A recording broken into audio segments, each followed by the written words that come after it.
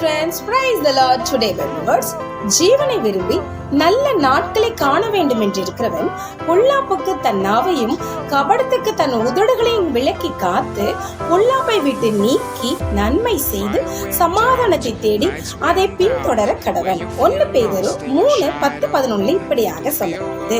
So நாம ஜீவனுள்ள நாட்கள் எல்லாம் நாம நீடித்து வாழ வேண்டும் அப்படின்னு நம்ம விரும்புறோமா? அது மட்டும் இல்லாம நல்ல நாட்களை நாம விரும்புகிறோமோ, ஆசீர்வாதத்தை நாம விரும்புகிறோமா, நாடுகிறோமா, அதற்கு நாம என்ன செய்யணும் அப்படின்னு சொல்லிட்டு தெளிவா போட்டிருக்கு.